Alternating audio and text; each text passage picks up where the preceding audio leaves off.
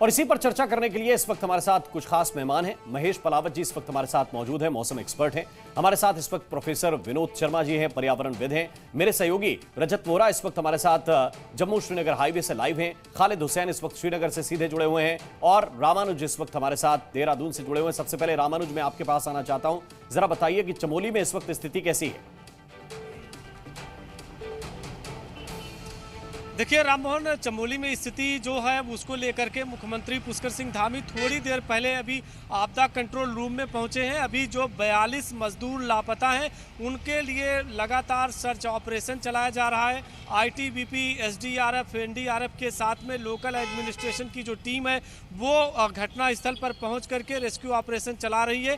15 मजदूरों को साकुशल बाहर निकाल लिया गया है और सभी को सेना के हॉस्पिटल में भर्ती कराया गया है। मुख्यमंत्री पुष्कर सिंह धामी ने साफ तौर से अधिकारियों को निर्देश दिया है कि जल्द से जल्द रेस्क्यू ऑपरेशन को युद्ध स्तर पर चलाया जाए और सभी मजदूरों को बाहर निकालने के लिए हर संभव कोशिश की जाए। बिल्कुल रामानुज, जिस चीज का आप जिक्र कर रहे हैं वो एक्सक्लूसिव तस्वीरें इस वक्त हम अपने दर्शकों को दिखा रहे हैं। ये देखिए किस तरह से आईटीबीपी और सेना की जो संयुक्त टीम है वो इस ऑपरेशन में लगी हुई है और कितना चैलेंजिंग, कितना मुश्किल से भरा ये ऑपरेशन है वो इन तस्वीरों को देखकर आप अंदाजा लगा सकते हैं। चारों तरफ से बर्फ ही बर्फ नजर आ रही है, बर्फबारी हो रही है और चारों तरफ बर्फ से ढके इस इलाके में ग्लेशियर टूटने की वजह से जो मजदूर दब गए हैं, तकरीबन 42 मजदूर ऐसे हैं जिनके बारे में अब तक डिटेल्स नहीं है। 15 मजदूरों को निकाला गया है और अभी भी वहां से मजदूरों का रेस्क्यू ऑपरेशन जारी है, यानी कि मजदूरों को सकुशल निकालने की कोशिश कर रही है। जैसा कि डीआईजी ने बताया था कि आईटीबीपी की भी मदद ली जा रही है, सेना की भी मदद ली जा रही है, हेलीकॉप्टर्स भी तैयार रखे गए हैं। और ये देखिए ऑन ग्राउंड क्या चल रहा है, ग्राउंड जीरो पर इस वक्त क्या चल रहा है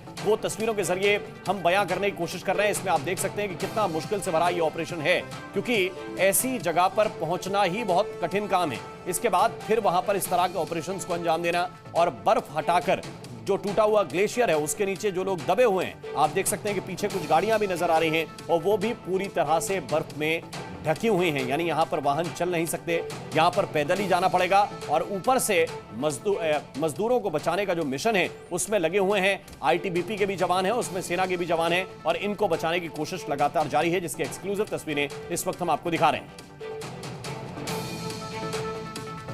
और महेश जी इस वक्त हमारे साथ जुड़े हुए, मैं उनके पास चलना चाहता हूं। महेश जी, ऐसी स्थिति अचानक क्यों बनी? जब हम देख रहे थे कि तेजी से गर्मी बढ़ रही है, फिर अचानक मौसम ने यह ऐसा यू टर्न क्यों लिया? आपका क्या आकलन है? देखिए, ये अचानक नहीं हुआ। इसके लिए हमने स्काईमेट ने, मौसम विभाग ने 3-4 दिन पहले से फोरकास्ट किया हुआ था कि इस बार ये जो वेस्टर्न डिस्टर्बेंस आ रहे हैं एक के बाद एक दो आएंगे और ये काफी ज्यादा स्ट्रॉन्ग होंगे। अभी तक की सबसे ज्यादा भारी बर्फबारी ये जम्मू कश्मीर से लेकर के गिलगित बाल्टिस्तान, मुजफ्फराबाद, लद्दाख, हिमाचल प्रदेश तक दिखाई दे रही है। उत्तराखंड में भी अब ये बर्फबारी शुरू हो चुकी है और अगले 24 घंटे तक अब जम्मू कश्मीर में कम होना शुरू हो जाएगी, लेकिन हिमाचल और उत्तराखंड में ये वेस्टर्न डिस्टर्बेंस का असर रहेगा। उसके बाद कल और परसों मौसम थोड़ा सा साफ होगा, लेकिन 2 तारीख को एक नया वेस्टर्न डिस्टर्बेंस आएगा जिसके प्रभाव से 2 और 3 तारीख को फिर से हैवी स्नोफॉल की आशंका दिखाई दे रही है। तो ये जो वेस्टर्न डिस्टर्बेंस है यूजुअली नवंबर से शुरू होते हैं और मार्च या अप्रैल तक जाते हैं। पीक इंटेंसिटी इनकी दिसंबर और जनवरी में होती है, लेकिन इस बार आपने देखा होगा कि ये जो स्नोफॉल अभी तक बहुत अच्छा हुआ नहीं था, विंटर गेम भी पोस्टपोन हो गए थे जी। तो ये जो स्नोफॉल है अब जाकर शुरू हुआ है और आगे अगले कम से कम 2 तारीख के बाद 3 तारीख के बाद से कम 10-12 दिन तक कोई भी बड़ा वेस्टर्न डिस्टर्बेंस हमें नजर नहीं आ रहा है।